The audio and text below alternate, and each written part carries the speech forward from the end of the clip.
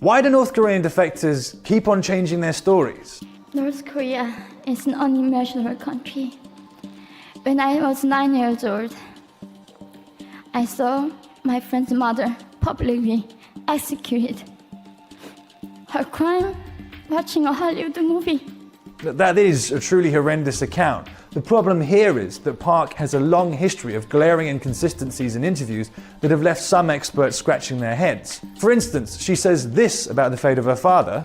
My father died in China after we escaped North Korea.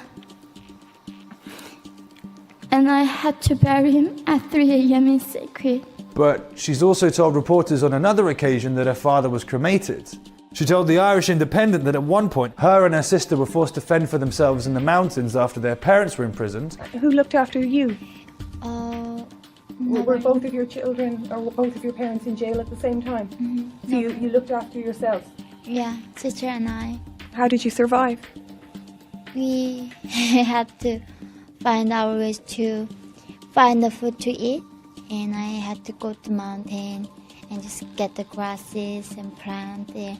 Dragonflies, I think? Yeah, dragonflies and more than things like frogs. But she gave a very different version of events to the BBC. After my father went to prison and my mom went to prison, 4 of us all separated. So my sister went to my uncle's house and I went to my aunt's house and lived there for 3 years. Park's subsequent explanation of her varied accounts was that it was because of a language barrier, having only recently learnt English.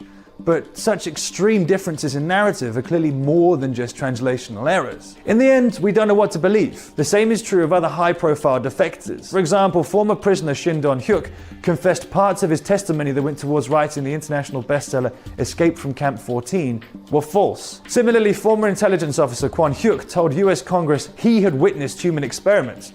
His accounts were retold in a BBC documentary. However, South Korea's Yonhap news agency later revealed that he had never had access to such information. But why is this happening?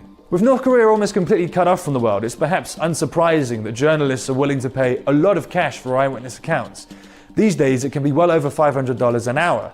The juicier the details of human suffering, the bigger the bucks and/or exposure.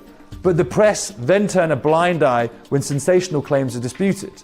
Sadly, though, these lucrative falsehoods ultimately backfire as they enable the regime and its apologists to dismiss all claims as lies.